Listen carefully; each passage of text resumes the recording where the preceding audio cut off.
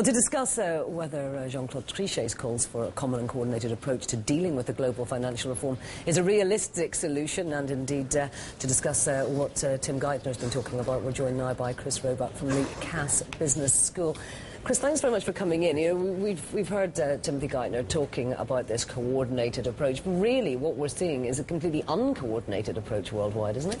Absolutely. I think to some degree it's amazing if we look at what was being said by major politicians 9 months ago, which was, we can't do this locally or regionally, we have to do this internationally. Fast forward to now, we're in a position where we've got either proposals or action from the American government, the last British government, the current British government, the French government, the Swedish government, the IMF, G20, Basel, and now the EEC has joined in. So, you know, it's an open playing field for everyone to make their own suggestions. But it seems that everyone's making completely different suggestions. I mean, if you look at what George Osborne seems to be talking about, the idea of a bank levy, well, that's going to go straight into reducing the deficit, which is obviously one of the things that the UK and elsewhere really need to do. But that obviously then won't be any kind of a buffer if it were necessary to support banks in the future.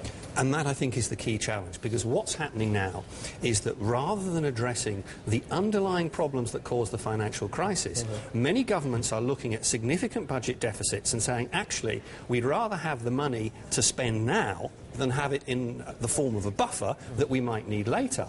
And you have this very, very strong difference between, you know, the EEC and Basel and what the Americans and the British are saying, which is cash now, we'll sort the other issues out later. Now, then you've got places like Canada and Australia who don't want a levy at all. Is anything global going to arrive, or should we just say, look, globally it can't happen, everyone should do it individually? Logically, it has to happen globally. And even from the perspective of the banks, it has to happen globally.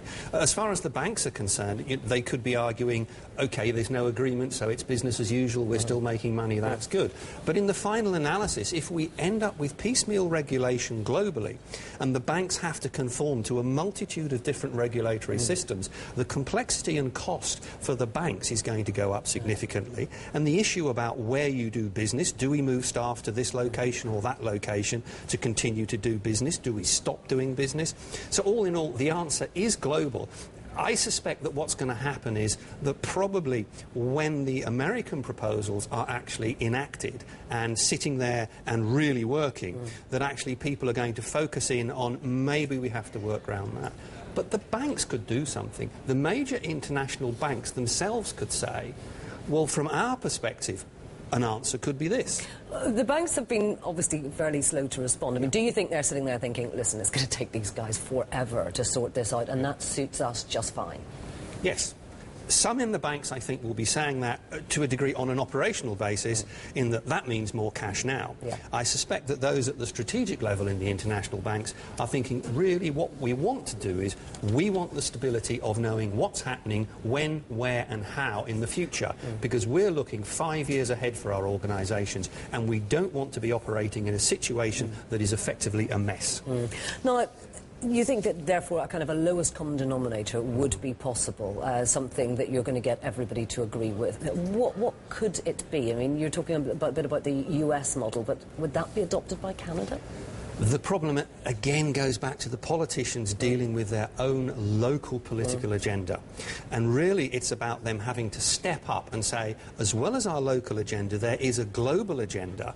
Because if we don't address that global agenda, effectively, if things go wrong in 5 years' time, again, our local agenda is going to be hit again. So they have to step up to the mark. Really, we've just got a number of core issues about the risks that banks are holding, how we can ensure that if things go wrong in investment banks, it doesn't contaminate retail banks, how we can be sure, particularly in the US, that people who can't afford mortgages aren't given mortgages. And really, it's a case of how we ensure that we get transparency about the level of risk. You could say that if the politicians had got a grip of this last year and increased transparency, we might actually have a better idea of what sovereign debt was lurking in Europe amongst certain banks now. I think we'll leave it there, but thank you very much indeed. Please do come and talk to us again, and we'll see if we have any more answers. Thanks very much.